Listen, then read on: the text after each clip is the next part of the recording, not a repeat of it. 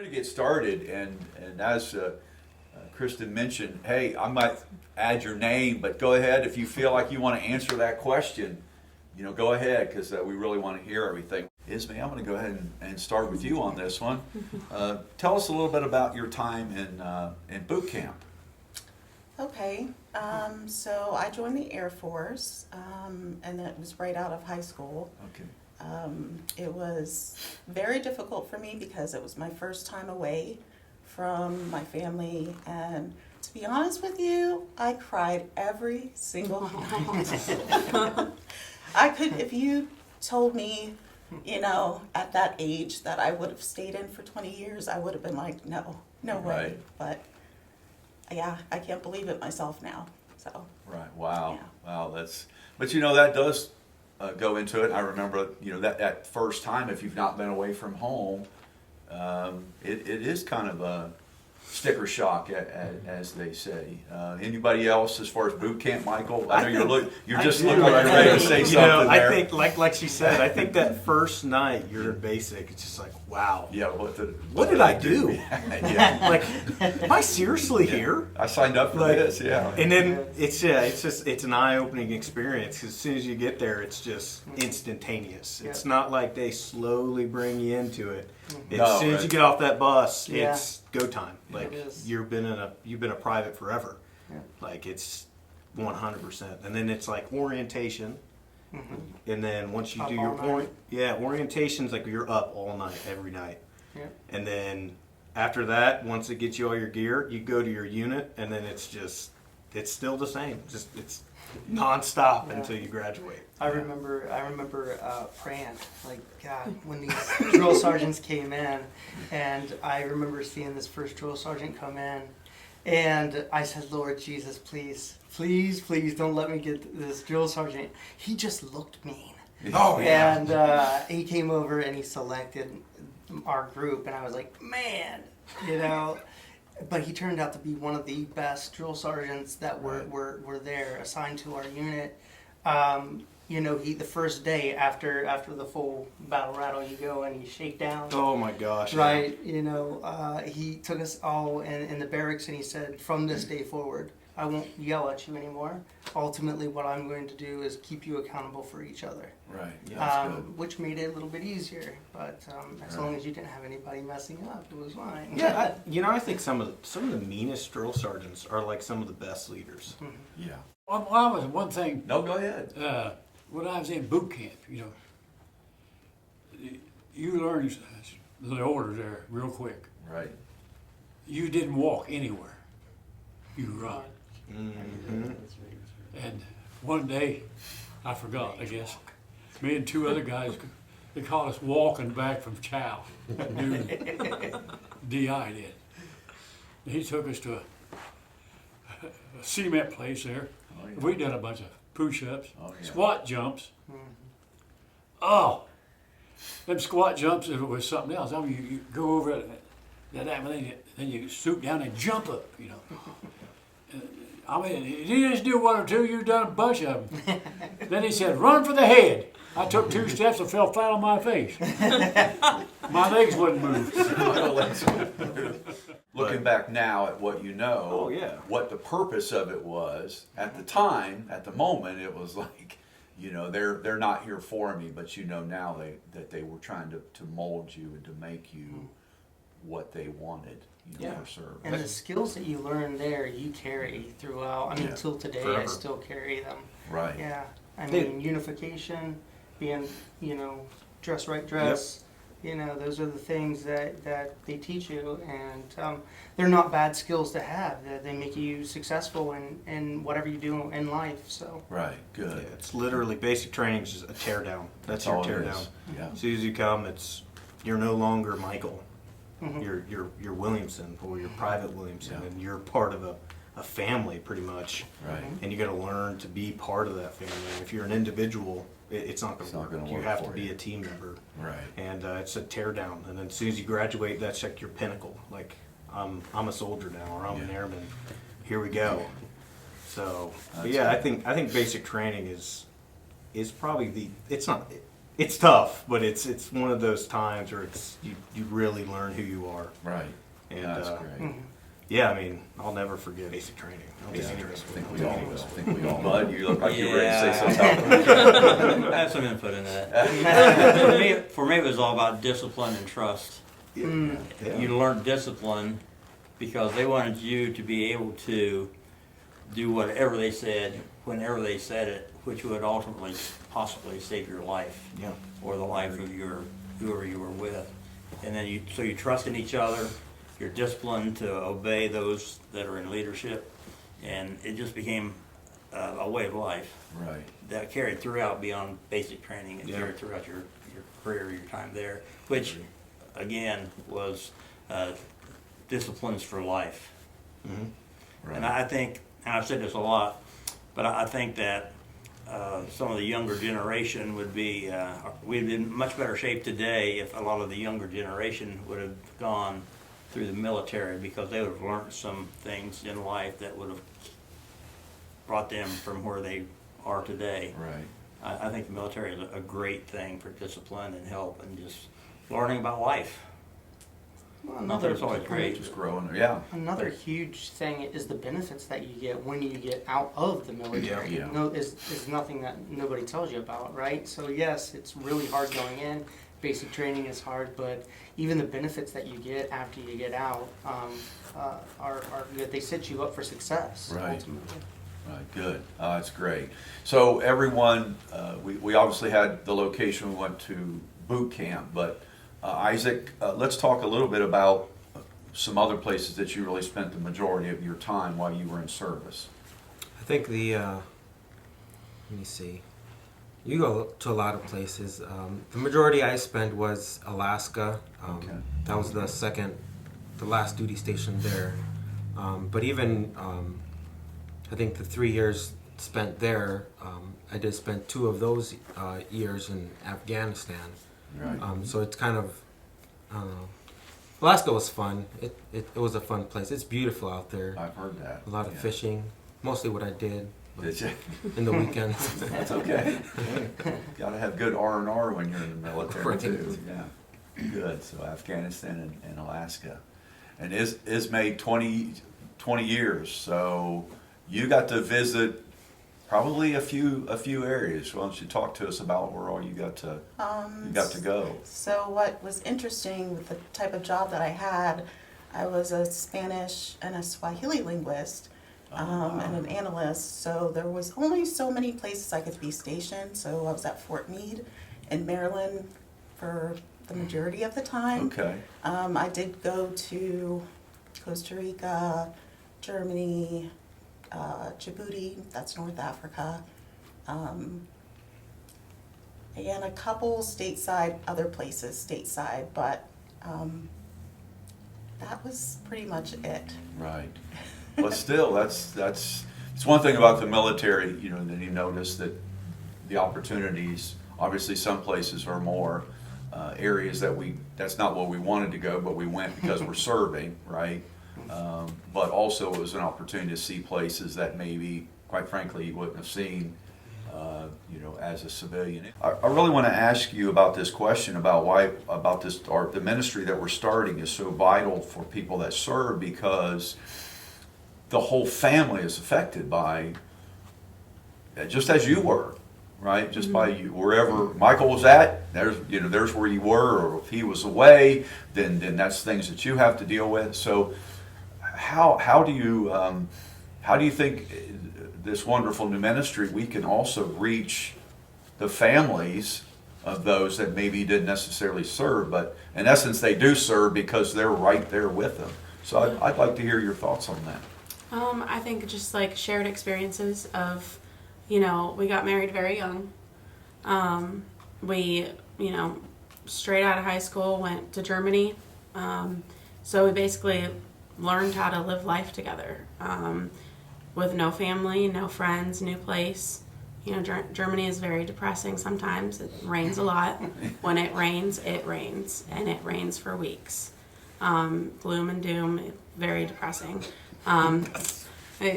I mean, am I wrong? Like, it's very hard to make new friends. Sure. Because he's we're in a new place. You don't have a job. You don't know anybody. But he's going off to to work. Meeting his new squad people. But there's no, especially the Army, the Navy. With my dad being in the Navy was very family oriented. They were always getting families together. I remember when my dad would deploy, they would involve the families in the deployment, like prepare us. Army, they don't really have that care for family. So it's very hard going to a new place. You don't get to meet spouses because they don't bring you together for that. That's just, you're basically on your own. So to answer your question, I think a lot of people would be able to relate to that. You're just, as a spouse, you're kind of just thrown in there and expected to just, make it and figure it out and, survive. I met a couple friends along the way, but what's really hard is like you meet the friends and you get close and then they're gone. Yeah. They follow their spouse to the next duty station. So it's very hard. And going through that with, being away from family, it's like a 15, 16 hour plane ride, they can't just hop on the plane and come over there to see you. You just kind of got to figure it out. So I think this ministry will help. People even getting freshly out, like being able to relate to the spouses and helping them learn how to find those friendships and know that it'll last forever this time. Right. It's not going to be ripped away from you. Oh, good. That's so good. Tell us, when we talk about everywhere we've been, one of the neat things about the military is you meet a lot of people, right? From all over. We talked today, actually, I can't think who I was talking to today after church. It's military's kind of a melting pot. Michael, that was it. It's like here I'm already forgot. Yeah, I was talking to Michael. We were talking about it. And that's what makes it interesting, especially when you're young and you've not been outside wherever your little core world is. So, being that we talked about it, I'll start with you on that. Special people, not that everyone's not special, but somebody that kind of maybe steps out a little bit from everyone else that maybe had a big impact on your life. And whether that was another one of your comrades that you worked with or somebody that also was there. Talk to us about that. The one person that, to this day, I think the only person I talk to is, his name's Kelly O'Neill. He was a sergeant. I was a specialist, so he was my NCO. We became best friends. When I first got to my unit in Germany, me and him hated each other. Like, absolutely hated each other. We butted heads on everything. We just didn't like each other. And then we started working together really close, and me and him, I think ever since then, we just became best friends. Oh, that's great. We did everything together. Everything. And then he left Germany, went to Kansas in Fort Leavenworth, and then I went right behind him. So I met most of my friends. One of them in particular is in Maryland, Justin Willis, who we are best friends. We're not even best friends. We're brothers. We are blood brothers. Through the armed forces, we are blood brothers. He's got your back, you got his back, no matter what. Right. When you almost die together, that is thick. Yeah. It's thick. So yeah. When you go through traumatic things with one another, you build that relationship. That it's long lasting and it'll never go away. Right. When you both experience things and that's together. the thing too. I experienced Germany first, so and then all the deployments that I did outside of Germany, I did a lot of deployments inside, but I also did a lot of deployments outside. But Germany in and of itself, right? And then I got back to garrison side where I was in the States, and nobody hung out with each other.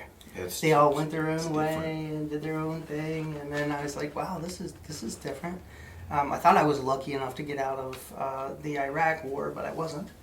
So when I came back, I went to PLTC, came back, and then was deployed to Iraq. But again, then met a lot of great friends there. Right. So Right there. Good, good. Well, this question, we go into this next one here. I'll kind of touch this one. There's going to be a lot of answers. I think obviously we can answer all these, but I even thought about it when I look at how did your military experience, how does it affect your life? And that's why I said there's so much in that's a big question because we can look, but for me it affected me even spiritually. But anybody want to take a first pick on this one when you think about how your military experience affected your life that you have that we're at today? Well, I've got an answer for that. There you go. We'll start right here with Bud. I was raised around church. I was never in church, and definitely never around an apostolic church. But I knew about God and different things. My grandmother always wanted to make sure that I made it to church. Right. Because my grandmother felt like God had a plan for my life. I didn't understand her thinking, but that's how she felt. And so I knew about praying. As a matter of fact, I think about every night before I ever went to sleep. Most of my life I prayed before I went to sleep. I felt guilty if I didn't pray before I went to sleep. So when I got to Vietnam, my wife was expecting our firstborn, and she was going to have our son while I was in Vietnam, and I wasn't particularly a happy camper about all that. And I just had a God moment, which I didn't understand what a God moment was back then. But I went out on the flight line, and I just spent some serious time praying to God. And I did everything backwards. I just said, God, here it is. I had this list, and this is what I need and want you to do. And I gave God a list of things. I told God, I said, if you'll do this, I'll serve you. I didn't know I wasn't supposed to pray that way, but I was a desperate man. Yeah. And, I mean, it really was. I was just kind of losing it a little bit, to be honest with you, because of my situation back home. And so I prayed that prayer and kind of didn't think too much more about it, except I made it home. Everything worked out fine. Everything that I had laundry listed to God, He did. And I told God, I said, when I get home, I'll serve you. I didn't know that I was supposed to serve Him then, not when I get home. Funny thing happened when I got home, I didn't serve God. And so for the next 5 years, I was in a wrestling match with God, because there would be times in the middle of the night when I'd have this presence come into our room, and I would wake up and I'd be shaking, knowing it was the presence of God.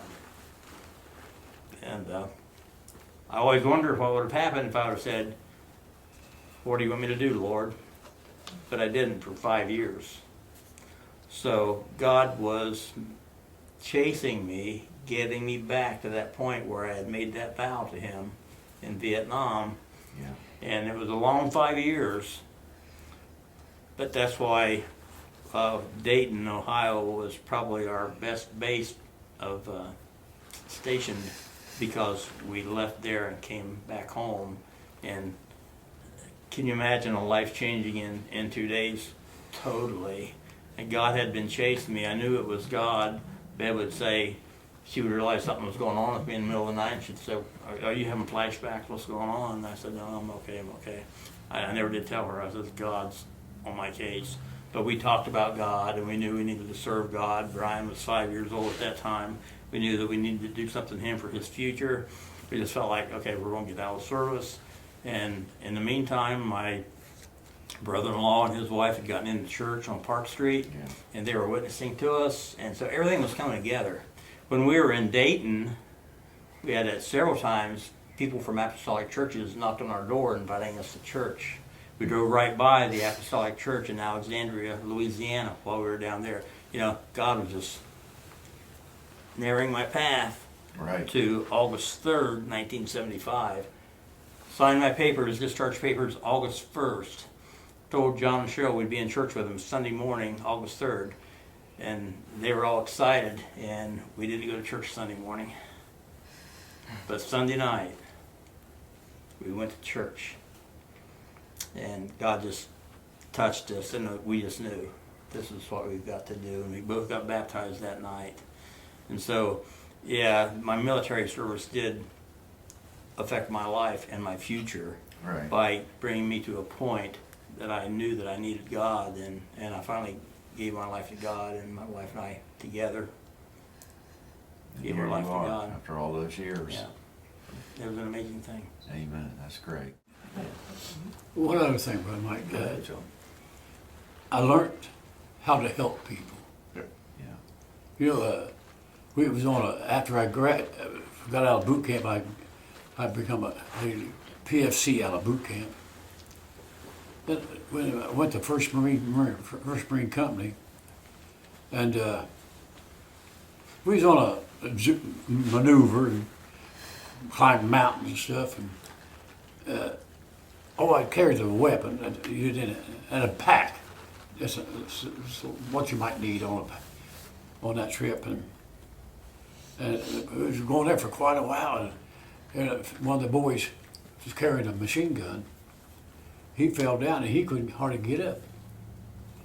I took that thing, put it on my shoulders, and up the mountain I went with it. And when I got back to camp, DI called me in. I made corporal out of that. But even today, I love to help people. It's just taught me to do that.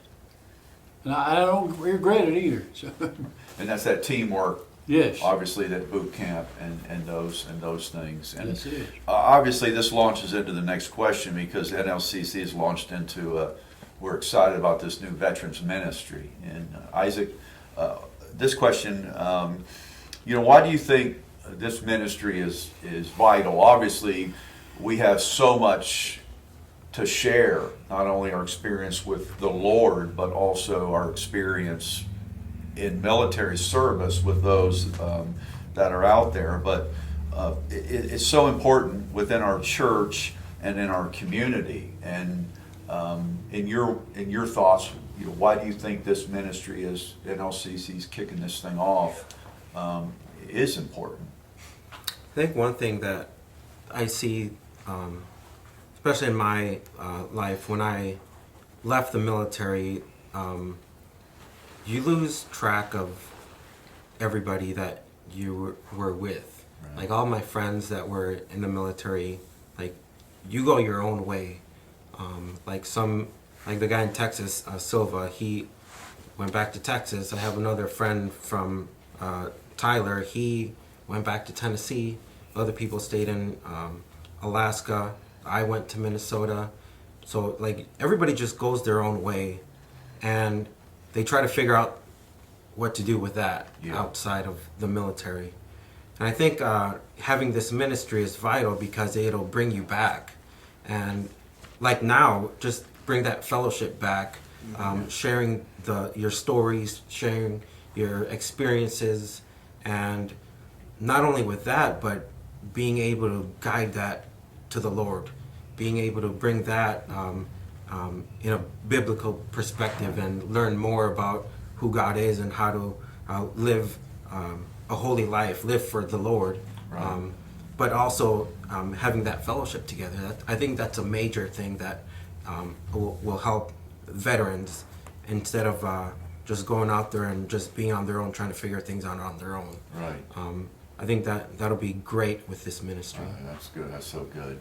Ismay, what are your thoughts on this exciting new ministry as far as just how vital it is within our church, but also in our community? I think it's going to be really important connection. Yeah. Because we have that shared service and shared experiences. It's like that common thread that kind of brings us all together, and it makes it more like church is a place for everybody. Right. So we'll all feel like more connected and like we belong. Just knowing that we have each other and the ministry. So. Right. Who better to help veterans and veterans? That's exactly right. Yeah. Right. I mean, the big deal is. Let me get to my notes. There are complications in everybody's transition back. We call it readjustment. So it's unique, right? In everybody's case, where we come to church, right, on Sunday to praise and worship God. You see a lot of other veterans that will go to the veteran organizations and they'll have their camaraderie around some beers and some football, right? And a huge part of this is just it's the communication, the shared experience. You know, they've both hit the nail on the head by saying that common thread, right? And so the big picture is with the veteran to veteran ministry is to break down those barriers using those common threads, right? So letting everybody know that hey, look, you know, I was in the same situation, and I'm here, and I'm here to use my tools and my skills to get you where I don't want to say get you where you need to be, but help you through to your path with God. Like you said, who better to help veterans, you know, except for veterans. Maybe we'll be the one that's reaching them and bringing that light into their dark life, especially when they get out. Yeah. I mean, when you get out, it's dark. Mm-hmm. Maybe we're going to be that light and bring them to God and be able to help them. I mean, that's the biggest thing. Well, the huge part of that is what the military also trains you as well, is to keep everything kind of secret, right? So it's like OPSEC, and OPSEC is like escape and evade, and then all you learn in escape and evade is name, rank, and social security number. That's it, you know, and that can drive a wedge between family members, friends, and as funny as it sounds, God. You know what I mean? Yes. And so, you know, it's vital to use the opportunity when you've got it to ultimately, you know, ring them in Because and say, hey, we can kind of identify what the signs are for people. I mean, we can tell, like, man, you're not having a good day. I can tell. But we also know how to kind of work our way in without being overbearing, because most veterans, when you get out, they don't want you to, hey, how's your feelings? Like, tell me about your life. Like, I want to know everything, please. No, it's like he said, when you get out, or when you're in the Army or in the military, you bottle everything up and it just stays in there. And then eventually it's going to explode no matter what. Yeah. It's just, how's it going to come out? Right. Is it going to come out in a positive manner, or is it going to come out negatively? Right. And we could be there to help that and be that place. That's so good. We're so excited about this ministry and appreciate so much conversation today with our veterans and one of our veteran spouses. It's just tremendous, powerful. We're excited for this new NLCC ministry. Thank you for being here. Thank you for your service to your country and NLCC. God bless you all.